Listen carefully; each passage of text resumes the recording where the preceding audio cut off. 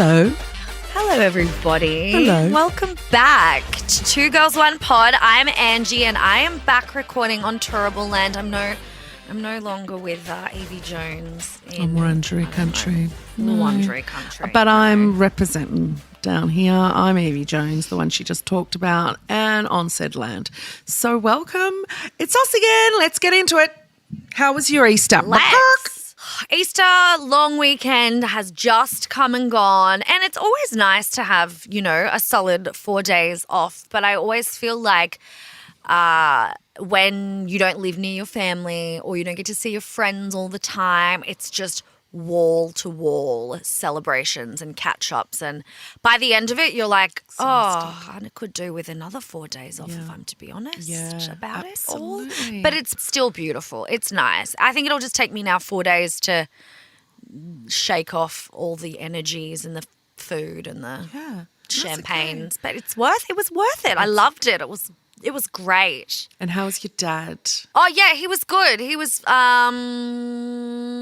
what did we do? Oh, yeah, we had we had heaps and heaps of seafood feasts. He went and got all these prawns and mussels and bugs. So I cooked a feast up of seafood for 3 days. It lasted us. So I love that. That's my love language, was cooking for everyone. And he was great, obviously. No drinking now, but the rest of us can have a drink. First Easter with no punch-ups. So how good is that feeling? That must have been a lovely feeling. It's such a nice feeling. He's back on chemo as of Tuesday. He has a break off and then has another week full-time. So we'll see how he goes this week with his little chemos. He's doing very good. I'm very proud of him. Good. How was yours? Yours look festive as well. My Easter was lovely. I had yum cha on Saturday, as I said I was going to, and it was yum cha, and it was with 5 lovely friends. We just had a great time. We just laughed. I got to eat chicken feet and all of the things that make, they're just the best. And this one was extra good. And, I was thinking of you because I was using the juices of the chicken feet sauces to go with all the other things. And I was like, remember when me and Angie used to do this? And now she's gone. Gone are the days that I can suck down on those chicken toes. God, they're still so good. These ones were huge too. Yeah, where do they get those big chooks from where you can just suck on the fatty pads of their little footskers? Oh, yeah, baby. So good. Someone there said, he goes, I'm not eating them. And I said, do you like chicken skin? And he goes, no. I was like, what is wrong with you? Doesn't like chicken skin. Get out of here. Get the hell out of here. Why did you invite him? Yeah, he's not coming next time. You? Dad. Who didn't invite him? Turn it off. He's not allowed here anymore. Yeah, Mum and Dad said you're not allowed here anymore. So Mum just called and she says you need to go home. Yeah. She said that you definitely need to go home right now. I had Easter dinner with new friends, old friends on Sunday night, 2 new, 2 old, and that was just lovely because we were outnumbered by dogs, which, as you know, and as you would be as well, heaven on earth. I was in heaven. It was so lovely. And the food, you were just saying, love language is feeding people. This particular man, Mateo, that's his love language. He just loves to feed people, and he was just so excited. We kept playing jokes on him, I just wouldn't believe he made, saying, I don't believe you made that, kind of thing. And he's like, I did. He was so earnest. It was making me laugh. And then we were so full by the end that we were laughing and making jokes how, he was like, are you sure there was enough food? And we're like, yeah, we don't have to go to Macca's on the way home. Yeah. But on the way home, as we're driving, there were 3 of us in the car. I kept going through all the drive-thrus, just going into them, the Macca's and then the KFC, going, we're home, and we're videoing it and sending it to him. Just to send it to him. Don't. Yeah, it was very funny. So we were laughing. And we laughed. Oh, we laughed. And he actually asked me a question on Sunday night, which turned out to be a very important question and very well timed. He said, when did you rescue Audie? What was the gotcha day? And I was like, I don't know. It must be coming up though. So I looked it up next day, tomorrow. It was divine Monday. Timing, yeah. So I got to realise that, I'd had her a year and I did this reel and everyone was just so happy to see it. And it just made me so happy to, you know what I'm like. You know what I'm saying. It just makes me happy to know that in a year, what this dog has done for herself and for me and for everyone that's met her, and the life that she's living, there is no better breed than your rescue. You just, right now, do not ever buy a dog. Just rescue them. Do you know what? Another thing I just found out on the weekend, Angela Benise. What? Our local council here has a f***ing pound. Oh, wow. And there are dogs in it. And no one advertises it. No one promotes it. So I'm going to volunteer for them. So watch this space. Oh, well, I will be that's doing very this. good Well, news. whatever I can. But I've just... Jesus. Don't get angry. Did you But get another dog? I have applied for another dog. Oh, my God. You've got like a addiction. It's a good obsession to have.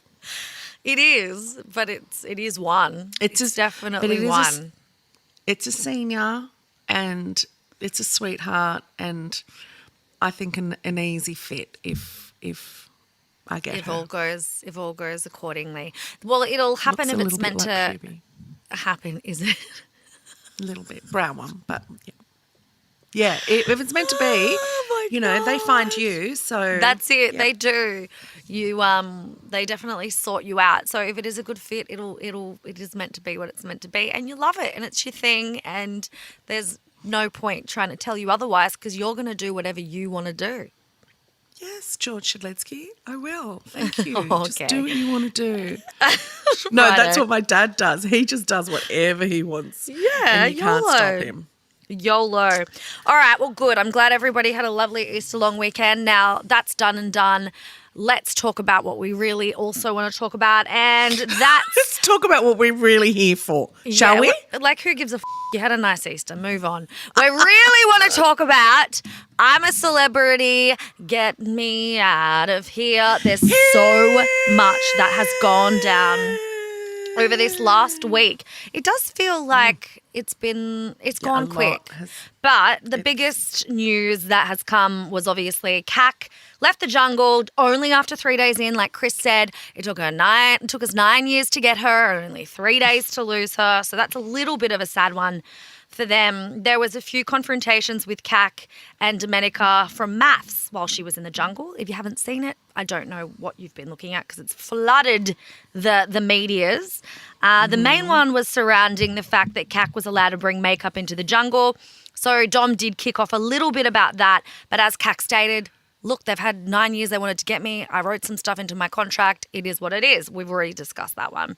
The biggest one is when they went and did a food trial, took a trial together with Woody, Dicko, Kerri-Anne and Dom. Look, every time it got to Dom, she did it twice. She said, I'm a celebrity, get me out of here. Like, she couldn't do it. She would nibble on a tiny bit. She wouldn't even swallow it and she'd spit it out.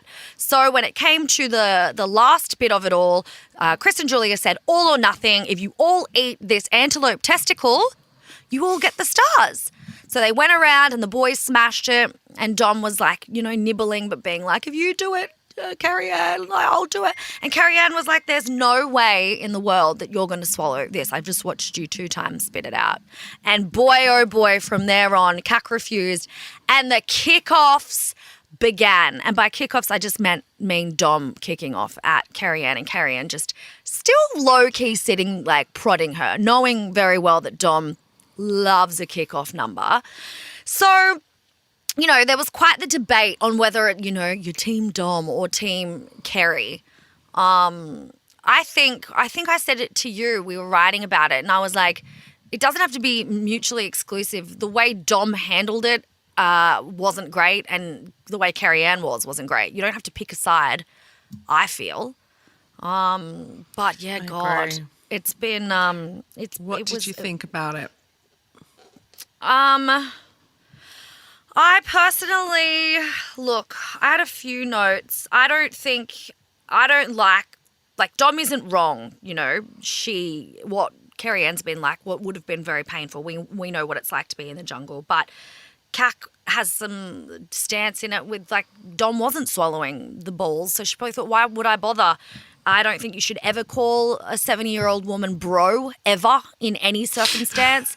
Like, I don't think you should call a woman bro. I just think it's so disrespectful.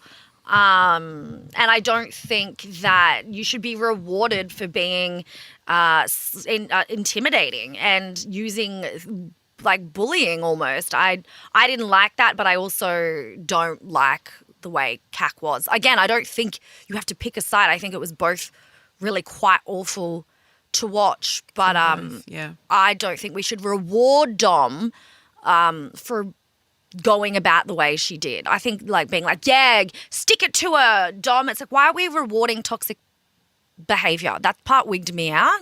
The way she called her out wasn't something we should reward her for.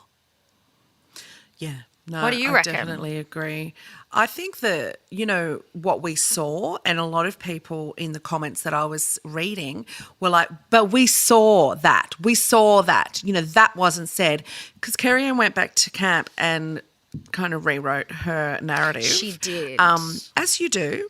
Yes. But one thing she did say that I do believe wasn't a lie was that Dom called her a bitch. And I'd say that did happen, and it was not shown. Because everyone in the comments, you all need to realise that this show is not maths, even though it is on at the same time. It is a family show. It is geared towards everyone between 2 and 80. Like, not 2, like maybe 5. Yeah. People who can laugh at these kind of things. The gross factor of that show is so important for the audience because, anyone that goes, oh, my God, they've got to get rid of the trials, the food trials. It's like, no, there is nothing grosser than these food trials. And there are kids at home screaming their heads off, squealing at how gross it is. And that's entertainment for them because kids are gross. And there are other things for other age groups. That's what's so beautiful about this show. I do believe that there was a lot left out in that particular back and forth. So anyone saying, we saw it, she didn't say it, doesn't mean it didn't happen. No. With Domenica, she comes like a raging bull, and I think that is... And she just has a hot, fiery Italian temper. And the only thing I really am sad about was that she was the one taking Cac to task. I really kind of wish that someone that could articulate it better, maybe? Yeah, someone that could have taken Cac down a peg or two without in abusing a really her. Classy way, without abusing her. Or bullying her in front of a... Bullying. People forget you've got the 2 hosts there. You've got 3 other people. You've got a whole camera crew. People just standing around staring at you. For a woman of, Cac's caliber to stand there and be humiliated by this girl who she would have no idea is, being like, why are you here, bro? You're the most selfish... But, like...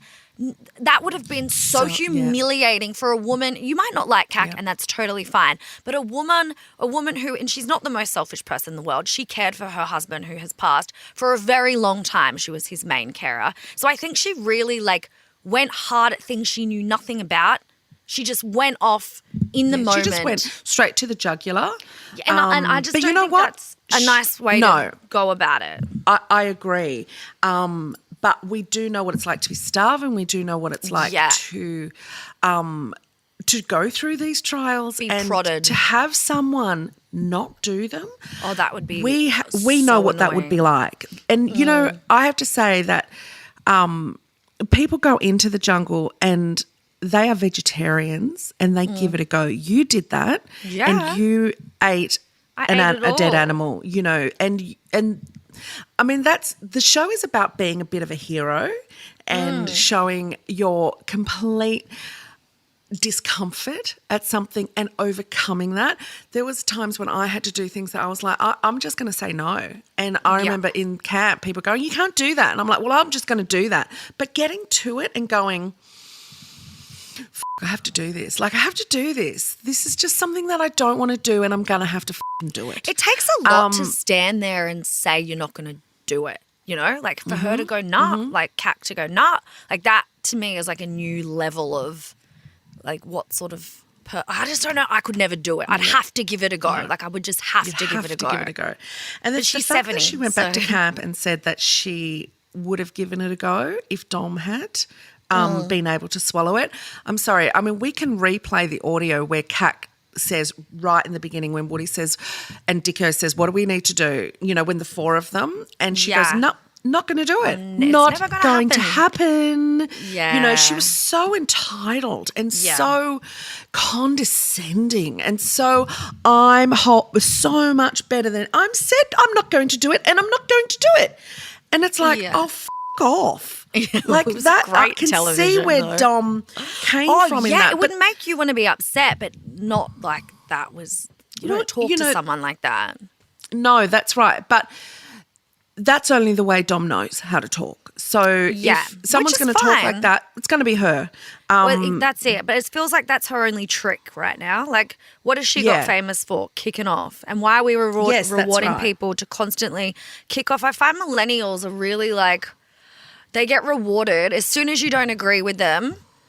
The way they can talk to you and kick off is just like this world I've never seen. And there's like no open for conversation. It's just like, I'm right, you're wrong, end of discussion. And it's like, well, no, it's all just an opinion. Yeah. Like everything in life, unless you're a doctor or a scientist and you've actually studied it, is just an opinion. So the reason why we go so far is just beyond me. I think, the important thing is you don't have to agree with Dom's approach, but her points were valid about Kerri not participating. There was a few news articles about it. Kerri-Anne appeared on the project and she said, because obviously it's like, how does she feel post this? And she said she doesn't pay much mind to what other people think of her, despite her controversial departure from the series. I don't actually go into self-analysis a lot. I just live my life, get through my life, do a bit of work, have a good time. The 69-year-old said, I don't internalize who I am, how I'm feeling in the moment. I just go on with it because I've seen myself go through all sorts of things for the last many years. So she doesn't really care that,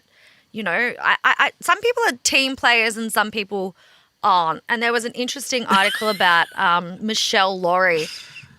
She got involved too and she was just like, I don't know who this Domenica person is, but there's not enough money in the world for me to spend time under constant camera surveillance with her, let alone under the constant threat of public humiliation. Pretty much saying, why should somebody like Kerri-Anne have to sit in a jungle, be spoken to by Dom? She's like, our industry is officially dead, which I thought was a really interesting approach because Michelle's kind of saying, well, you know, Kerri's up here and Dom's down here. But the thing is, when you go into the jungle, you really are all here. You're on the same level. It's the great leveler, isn't it? It's a beautiful leveler. Is the great leveler. And you know what? I have to disagree with what Michelle said, that you don't sign up to get humiliated. Well, you kind of do. You sign up for this show. Kerri-Anne has put a whole heap of stipulations in her contract, and that was for them to get it. I remember sitting on that bloody bed in your villa, in your room in Bali, and we were talking on the Zoom call to the EP, and we were like saying, "Oh, we can't do this," and he was like, "No, you'll be fine. We'll be fine. He's like, you'll be we'll give you a protein bar as soon as if you're hungry, we'll give you something to eat. You know, it's not lies, all lies. You do not get food when you ask for food. Believe you me. You don't even get a raisin. No. When Kerri-Anne thought she was going in and being able to do whatever she wanted because she had said, and she didn't realise that she was being bullshitted too, just like the rest of us being bullshitted too. And I think that's what pissed her off the most, was that the audacity of them to, you know, and the way she would just be, no, like I don't know who you think you're talking to, but no, it's not going to happen. That's and the so way she said, I would have stayed. I'm having such a wonderful time in this camp. But, you know, trial after trial, like, give me a break. You know, have and everyone's like, And it's like, no, if you carry on, they will vote you in. Oh. Have you not watched this? Yeah. I mean, you are an interviewer. You know how to do your research. If you have not gone back and watched at least one season of this show, then you have got no one to blame. but yourself for signing on that dotted line and thinking that you can go in and do whatever the hell you want. I thought for the first 2 weeks that I could do that, and I was fighting back against everything. And I've always said, to you and anyone that will listen about that show, is that once you give in, it is like school camp. It is like going on school holidays or just being on school holidays. When you give in and you go back to that mentality of I'm a kid and I have to get told when dinner is, when I can go to the toilet, when I can do the things or fun. Sometimes I'm going to have to go and clean the pool. Sometimes I'm going to have to clean, or do all the things. But I don't have to go to school today or the next 6 weeks. So I am just going to talk shit with my friends until someone yells at me to do something. And once I figured that out in my own stupid mind, I was like, I had the best time. I was like, just give in to this. And if they tell you to do something, just fucking do it, because you are only going to be left in a top 20 in 40-degree heat with them asking you to say it over and over again, and they've got an air-conditioned room and they've got snacks. They will outlast you. Just give in. And that's what I find the funniest thing about the egos that go into this show. Cac is the only woman that's left like that. The other three were straight men. Like big in their games of what they do in their sports. Now Kerri-Anne has got and Kerri-Anne has got white straight man energy. She would have to. Surviving in that industry for so long, you would have to have that sense of confidence of a straight white man. Otherwise, you would be thrown into the bin. Actually. That's right. And she's had to get to develop that. So she's always been able to get her way. Ruthlessness about her that she doesn't care. Like she said, she has no self-reflection. She probably doesn't care if she doesn't have friends. She does what she wants to do, and some people are like that. So yeah, that's right. And you know what? And that works for her, but it didn't work for her in this Not in instance, the jungle. And she's going to find out the hard way, because there's a lot of people that all only going to want to talk about that when they come across her in a red carpet or anything. It's just going to be, there was a lot of respect lost for her, I know, professionally, of people who give up their time. And you know what? Can I just say the real loser in all of this is Spinal Cure Australia, because that was her charity and no one has talked about this charity. But I'd just like to say I'm sorry to Spinal Cure that she didn't try harder for you.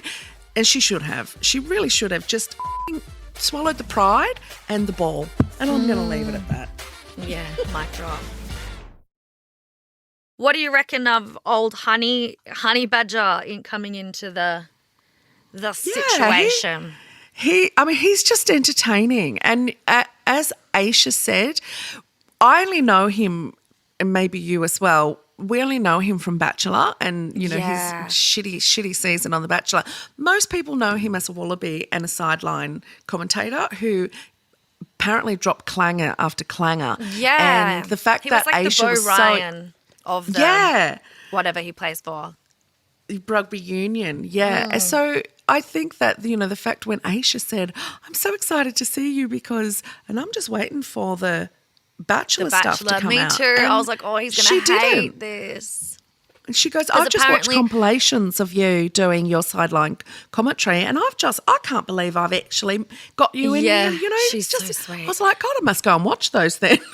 Apparently he says he refuses in any media or anything. He doesn't talk about The Bachelor. He's like, no. Don't want to talk about it. So it'll be interesting to see if there will be a conversation that comes up about it, because, the jungle, one thing is they will try at the very least to see if he'll have that conversation. It would be great TV if we could really hear why he did what he did and sit there and not be able to escape or kick off or be able to go anywhere, or that would be great TV. I reckon that snake trial he did, the Badger versus the Badger, they were clutching. They could have made him do something else because, my God, he can do anything. But that snake thing made me feel sick. Like, that was too far. I don't think that was good TV at all. I was like, why would you want people to be more frightened of snakes? Putting his hand in there is obviously going to aggravate the snake, and the way it latched on no, that was shit. I hated that. That made me feel sick. I've always really hated the live animal stuff. Yeah, it's like, horrible. Can we not put bunnies and whatever in these, and like throwing in a baby crocodile on CAC? It's like, it's so frightened, and it's an awful thing to do to these live animals. I don't know why they did that, but so far, look, I'm loving it. I think it's a great season. I actually look forward to watching it every night. Some of them I don't. Too. I just skim part and watch parts of it. But I'm really excited to see who goes first. Any guesses? Yeah, I'm gonna say Anna will go first. The chef? She's quietest. Yeah. Or Bianca. They're not getting much airtime. They seem to be, not getting enough airtime, and that's how you go. But, you don't get a lot of airtime if you don't give them anything. So, and we know that, you're up for elimination if you don't give. Back to that honey badger thing that you were saying about the Bachelor stuff. The one good thing about the show is you are 24 hours in a camp with people who are really curious and interested in you. And bored. And you've got nothing else to do. I reckon we'll eventually get to that conversation. Yeah. Because you do forget that there are so many, and you don't know what's going to air and what's not going to air. And even though he knows that would probably go to air, you get to a point where if at least 3 people have asked him at separate times, and he'll just about give it. in and do it. And if they ask them the right way. And that's the thing, is that I wouldn't be surprised if it's Woody doing his Woody on the vlog, on the log They'll interview. ask him to because do he's it. doing such a great job with that. Can I just say that this season is so joyous. It is such a lovely cast that I'm laughing my head off, and I'm just getting so many great memories back. And, they're doing things that we did in a different way or in the same way that, the way the camaraderie is, the way, with the whip. The whip made me laugh because you and I have tried to do, whip snapping. You had to do it for Nova 10 years ago. And I remember it. You did, but it took you a while watching them go through that, and the joy and the things that were entertaining them. In life it's the small things. That you take for granted. Yeah, and this cast, I'm just going to say who I think are my top 3, who I think are up for win straight out the gate. Pete Hellier, I wouldn't be surprised if he's the Jungle King. He is really showing he's just so quick and smart with his comebacks. I haven't noticed him. I have not noticed him. Isn't that interesting? Yeah. Everybody and watches I think it differently. I think Aisha's going to go a long way. Yeah, she's great. She's divine. Like, I am just so in love with this woman. Like, I'm truly, truly just want I just want to be around her. Those people where you feel that warmth and you're like, oh, I just want to be around you. Yeah, she's and the beautiful. other one is, I think Woody. Like, he's really coming across as this beautiful man, modern man who is, new dad and really not afraid to talk about the things that are hard to talk about when you're a man. I think there's some beautiful men in there that are going to really show, like you've got the young Harry, the older Dicko and everything in between, and the AFL guy Adam, who are just talking about things that are affecting them emotionally. And I just think there's nothing better than that, to see that on our TVs. Yeah. No, it's such a good cast. And are you going to tell your story about what you did? Oh, yes. Oh, my God. Okay, so, I just touched on how much I was trying to control before. Yeah. It took me 2 weeks of 4.5 weeks to let go. There was a conversation that you, me and Luke had down by, like, we all have to leave the camp while they're setting things up or if they're looking for a snake. We all have to go down by the creek and we all stand around, and they get some things on TV and they don't, other things. But you, me and Luke were talking and I was like, I really want to leave. I really want to leave. Yeah, I remember that. And you were a lot more diplomatic. Luke wasn't diplomatic about it at all. He was like, people are being voted out that want to be here. Yeah. What are you doing, kind of thing. Yeah, he was a bit my upset. ego. Yeah. That you wanted to leave so badly and you kept staying. And he was like, no, I think she should go then because people want to stay and she's taking up space for people who love it here. And I was like, oh, anyway. Yeah. Yeah. Well, I mean, I think you understood the both sides of it. Yeah. Like where he was coming from and where I was coming from. Yeah. Yeah. And I couldn't see that yet. my ego was just really bruised. It's actually got nothing to do with me leaving, but that's where I was at that point. And then I got fatigue. Like my chronic fatigue syndrome came back in a really big way. Like I was already sleeping, but I was then that maybe there was an iron drop. I'm not sure, but I became like lead. I was just like it was hard to keep my eyes open. I couldn't talk. I had the shits. I was starving, and then my mouth broke out. I think I had about 5 ulcers in my mouth. And you got all cold sores too. And cold sores on the outside of my mouth. So I had inside and outside. I was in a lot of pain. Yeah, that's right. And your back was really bad back then too. It was back, yeah. And we'd done a challenge where we had to eat chips if we got the question right. And what you couldn't see and what they didn't show was that the set that they'd painted it recently and it hadn't dried yet. So the chips that I ate stripped the roof of my mouth because they were in a plate that had been painted with paint. And I pretty much paint in my mouth, like whatever it was, toxic, and it ripped the top of my, and I remember being in the talkie trying to show them, look at my mouth, and they're just not interested. They're like, you're fine. Yeah, because that's how, just in case people don't understand, the doctor doesn't come in unless you're really sick. So anytime you beg to see a doctor, which is often because you're wigging out at first, like you are wigging out, they're like, yeah, he's here now, or she's here now, just look through the camera and show us. And then, you'll have to show up in the camera, or you have to be like, can you see this rash? And they're like, you're fine. And you're like, well, can you come in? And they're like, no, they're all the way up there. They watch you 24/7. You are so fine. And you're like, you needed some bedside manner. There's a lot in bedside manner, isn't there? And that goes to prove it. Anyway, so all of that, I'd gotten to that point, and then I had a fight with one of the producers in the Talkie. And they speak over he to hated you me. Over the camp like Big Brother though, just so people, because you don't get to hear it on the show. So they kind of go, Angie to the Talkie, Angie to the Talkie, or, please don't sing as soon as we are live over to Australia. Like they always are talking to you just so people can paint a picture.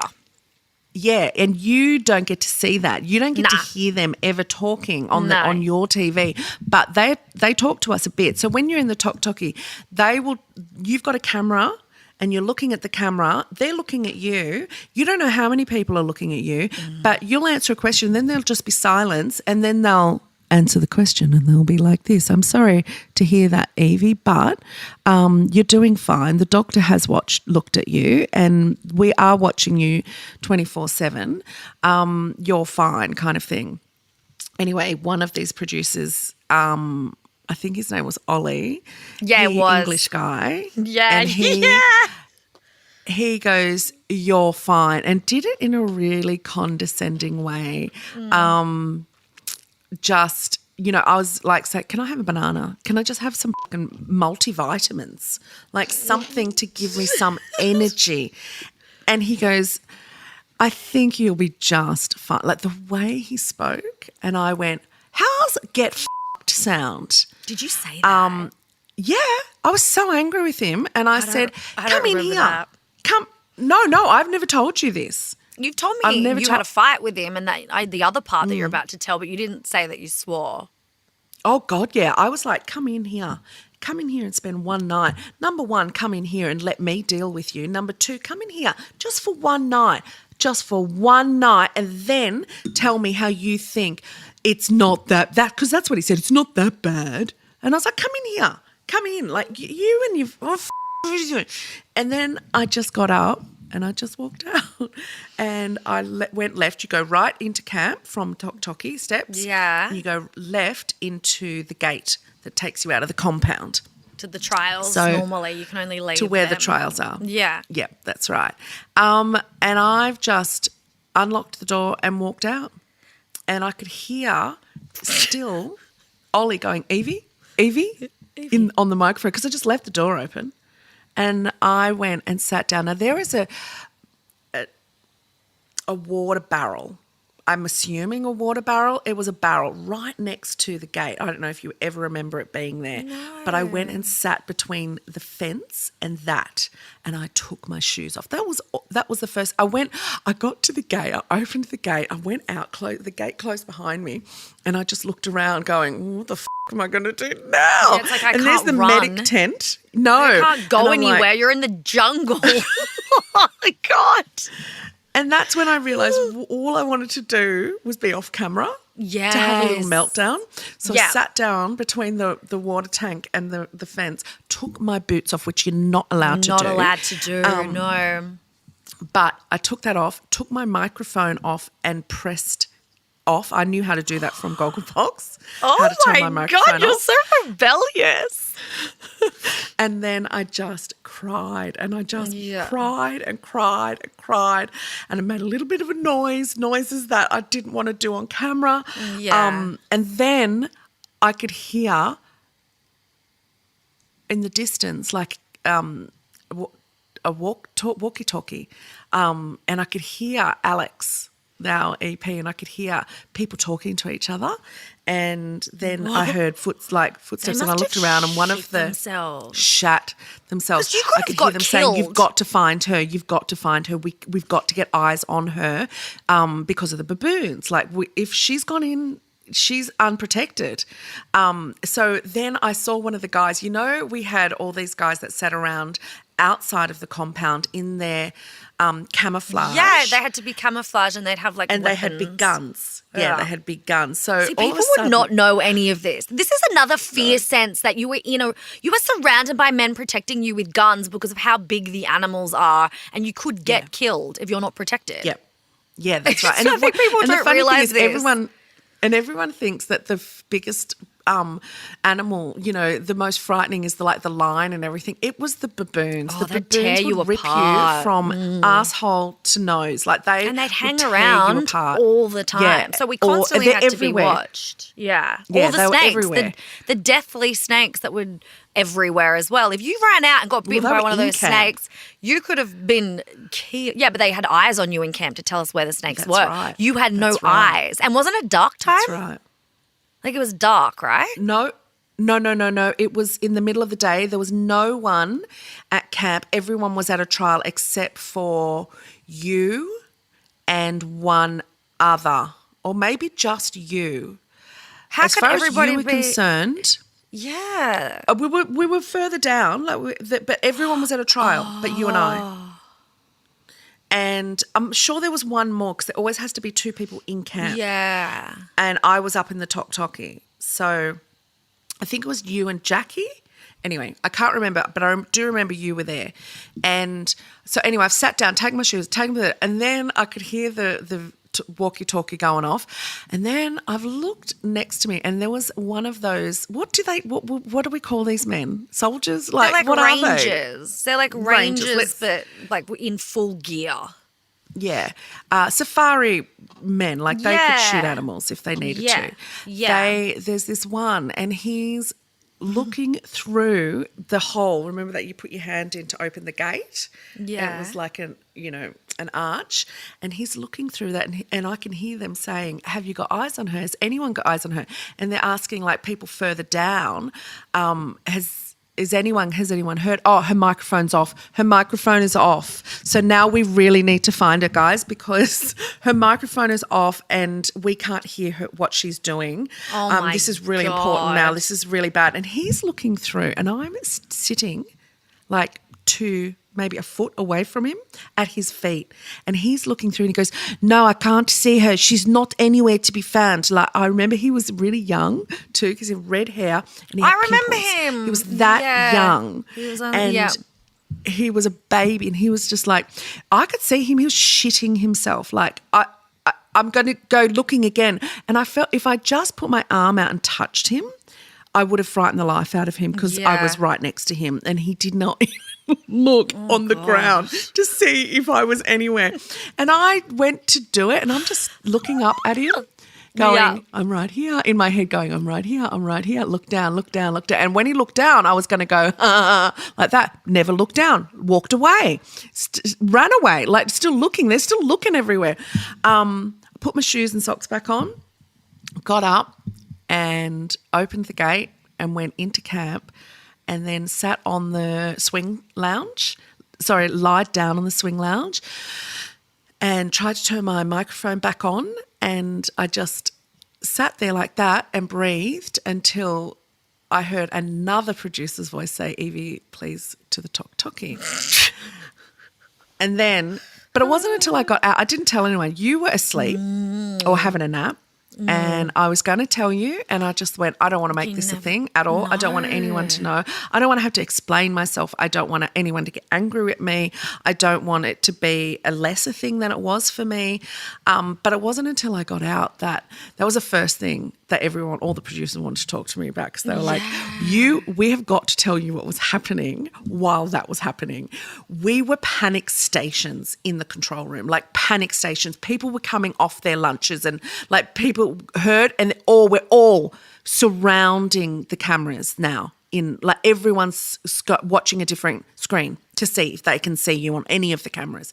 And we didn't know. And then we see you come back through the gate and everyone's like calling it. She's going to call it. She's going to no, she's going to go. So they said there was this definitive moment where we're like, she's about to go right. Half of us were like, she's going to go. She's going to go back into the talkie and say, I'm a celebrity, get me out of here. And then we have to let her go home. And the other half were like, no, she's going to walk into camp. She's going to go into camp. So they were all yelling at each other, like, who, what do you reckon? What do you reckon? And they're like, here she goes. Like, what is she going to do? And I walked straight back into camp and everyone went, oh, thank God. And they were like, there was this moment where we're like, we're going to lose her, but we're so glad we got you, like that you decided to come back. I said, guys, sometimes you just need to go and have a good cry with your shoes off. But the one thing that did that, and I've told you before, and this is why what CAC did affected me in the way that it did. It is such a hard situation to be in, and while I was sitting there having a good cry, which I really needed to do, thinking, I'm going to go home. I'm going to get a hamburger. I was thinking all the things that you do. I'm going to have some hot chips. I'm going to have some cordial.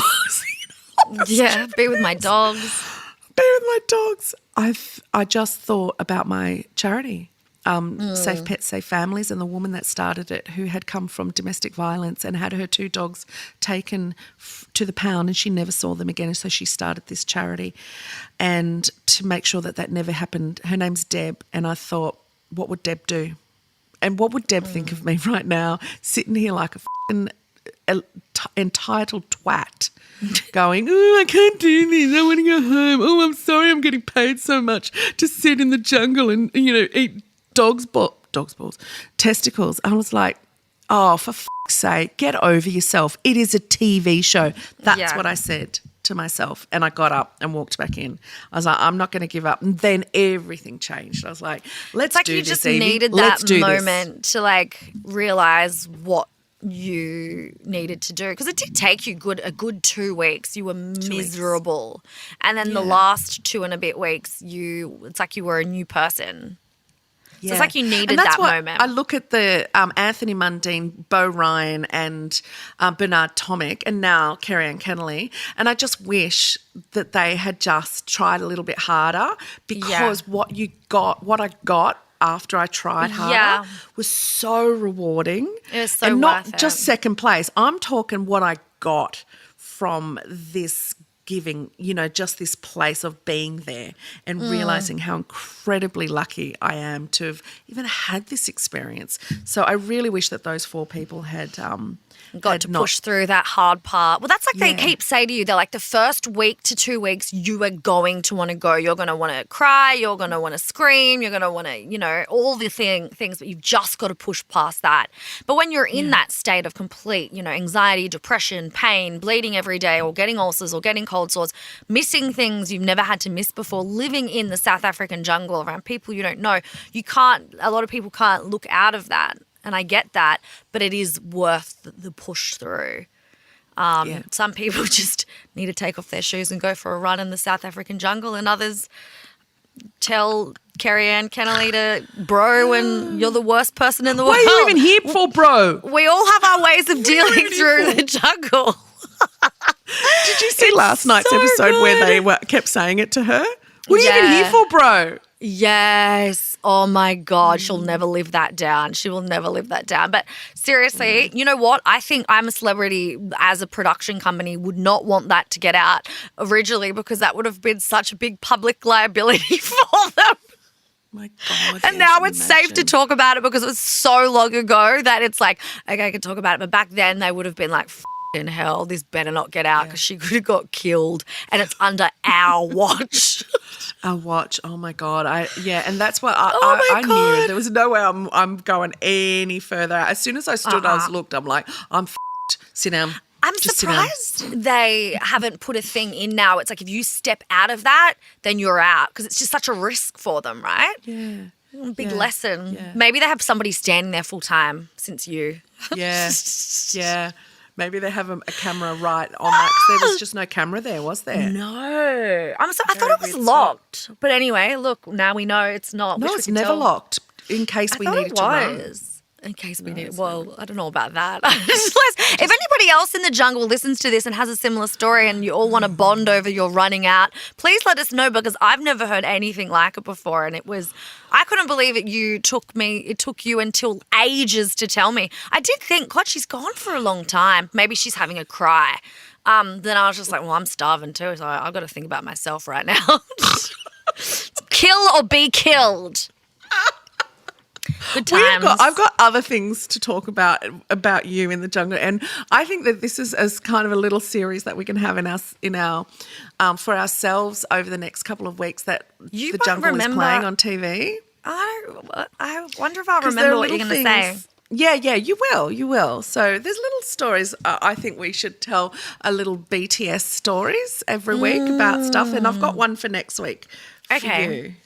I like that. I need to try to remember some because I can't remember. But I think because straight after it, I went into Bachelorette and that was so much more hardcore for me because it was so detrimental to my mental health that I've kind of blanked out the beautiful parts of that year. But please give me a trip.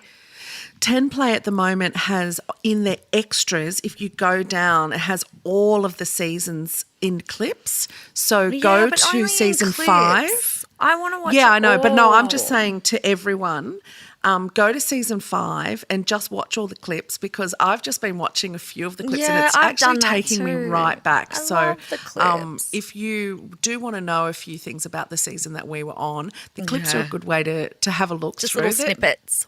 There's a lot of them. So take your time, people. Take your time.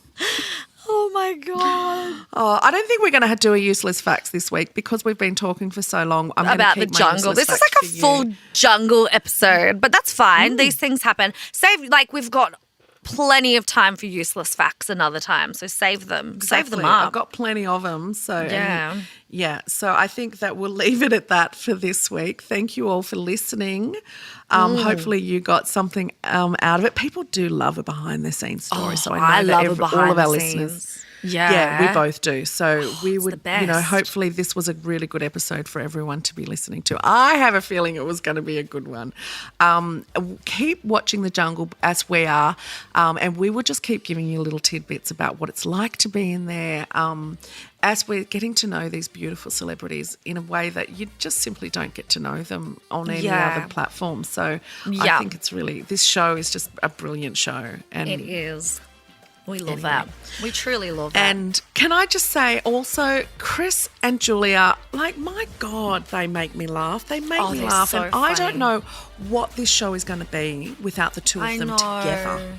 It'll be a completely different show. Yeah, I don't even want to know. They'll do one more season without them and it'll either be amazing or it'll completely crash and they won't be able to bring it back. But all I can say is that I really pity the people that will try to replace fill those shoes.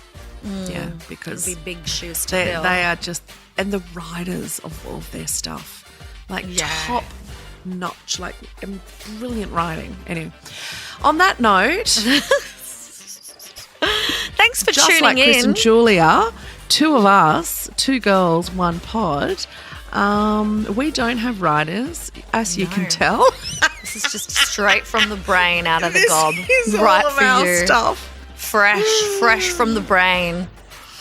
Yeah, we hope you enjoy and have the day you deserve. Oh, I said that fast. And don't forget to, join us next week. Yeah, we love How you all. good. Talk to you soon.